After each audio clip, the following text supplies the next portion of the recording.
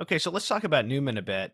Newman, you kind of start the book with him, Hmm. and so he has what you might call a somewhat pessimistic view. Not a. It's funny because he doesn't, from his pessimistic views about literature, he doesn't draw the conclusion that it's not of value. Right, And right. because in fact, he's known for his fondness for literature. Um, can you give us, can you introduce us to Newman's Right. comments on Mhm. literature and why he was so pessimistic about it? Yeah, so I mean, part of what's happening with Newman is that he's trying to give a definition and an account of literature that is universal. So, in other words, he's not talking about sort of the Catholic imagination or the Catholic literary tradition. And in fact, the Catholic literary tradition, as we understand it now, just simply didn't exist when he was writing. You had Manzoni's The Betrothed that had been published in Italy a few years earlier. You had Gerard Manley Hopkins, and of course Newman was a friend to him and instrumental in his turn to the Catholic faith. But there wasn't sort of this Catholic literary boom of Evelyn Waugh and J.R.R. Tolkien and Flannery O'Connor and all the rest. So part of it may have been just the absence of that boom, but I think that even if that boom had existed, right, he would have still made some of the arguments and the contentions that he made because again he was trying to give a definition and an account of literature that was universal. You could look at any particular used work of literature and it would be accounted for. And so he says that literature, right, ought not to try to represent things as you would want them to be. His famous phrase is that we need to sort of take things as they are, and that literature is really instrumental in teaching us to take things as they are, not as you would want them to be. And so he says, right, that literature, therefore, is largely a record of man in rebellion. In his most famous line, you cannot have a sinless literature of a sinful man. Um, and right, as you said, you would imagine that given that this is his sort of diagnosis, that he would banish literature from, the classroom and from the hearts and minds of Catholic students, right? Because he's writing his theory and understanding of literature for the idea of the university. And then at the end of this section, I'll just quote from it because he says, well, we can't actually excise literature. Why? Because we can't possibly keep our students, or we could maybe extend that to say we can't prevent, our parishioners or just Catholics or anyone from plunging into the world with all its ways and principles and maxims when their time comes. But we can prepare them against what is inevitable. And it is not the way to learn to swim in troubled waters never to have gone into them. Prescribe, I do not merely say particular authors, particular works, particular passages, but prescribe secular literature as such. Cut out from your classes books, all broad manifestations of the natural man, and those manifestations are waiting for your pupils' benefit at the very doors of your lecture room in living and breathing substance, right? So the idea that he's trying to communicate here is that literature is a mediating force, right? The representation of rebellion is different than the direct encounter with rebellion, outside, right? So when I'm reading The Betrothed or Don Quixote, right, to my children, we're looking at the representation of all sorts of different kinds of rebellions, right? My children will encounter those same species of rebellion when they're playing with the neighborhood children, right?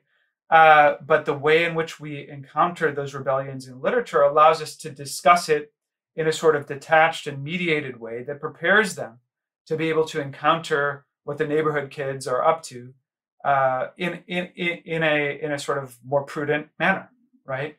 And so he says that the critic and the teacher of literature needs to teach the reader of literature how to separate the precious from the vile, right? And they'll encounter that vileness and that preciousness outside of literature. But because literature is so good at being dense and tangible and palpable, it's really good. It's a really good school for making that kind of for making those kinds of distinctions. So there's a sermon by Newman that has been discussed on this podcast before. In fact, we have an audiobook of it, an audio recording on our Catholic Culture Audiobooks podcast. Our voice actor read that, called "The Danger of Accomplishments."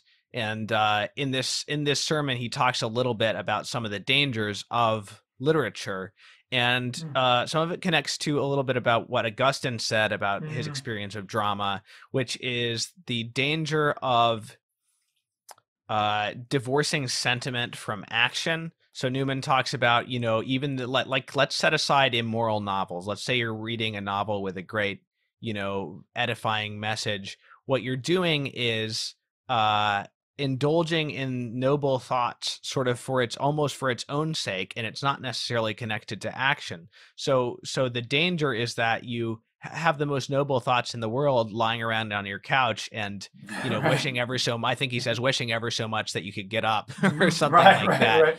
Right.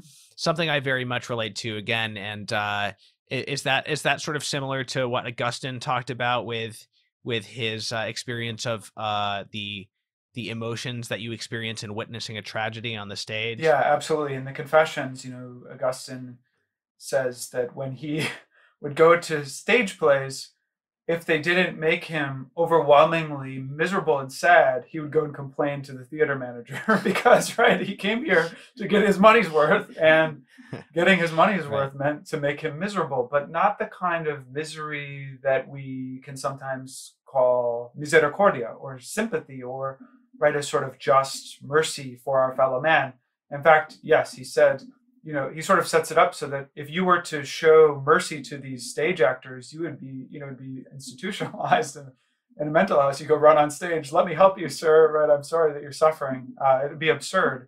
But for Augustine, right, he found that he would feel more emotion and attachment and sympathy for fictional representations than he would for either his own wayward soul or his mother or his friends, right? And this is a problem that I think that fiction has always kind of been aware of. If you think of, right, Don Quixote, right? I mean, right, where modern fiction all begins, that's exactly what Don Quixote is communicating to us, is that you have this sort of overindulgence in pleasant fictions that blinds you from right action. And Simone Weil, right, talks about it in this way. She says that we tend to kind of fictionalize our so she says, well, this isn't really a problem just from reading literature. She says we oftentimes fictionalize our own lives. We fictionalize ourselves. We picture ourselves as either better or worse than we actually are. We fictionalize our neighbors. We fictionalize our enemies as being sort of worse than they probably are. And it's only fiction, right, as opposed to sort of our pleasant everyday fictions that can kind of shock us out of those delusions, right? So I think that's an important qualification. And then if I could just make one other qualification, that it's not just literature that can train the human soul into those kinds of bad habits. In George Eliot's novel Middlemarch, right, we have this scientist, Lydgate, who is inured into sort of the scientific study and experimentation. And he's really good at that. But when it comes to, a local election that for a very small kind of petty office, he can't sort of bear the fact that he has to elect one of two imperfect human beings, right? Because he doesn't have any measure of sort of just practical, prudential, right, habits that he's developed because he spent too much time in his scientific literature and in the lab, if that makes sense. So I think that it's not just, right, sort of people who are overly fond of novels who can have, yes, that's very true. And that's just one part of Newman's sermon. I mean, it's the danger of accomplishments. Yeah, is the title interesting. of the, yeah.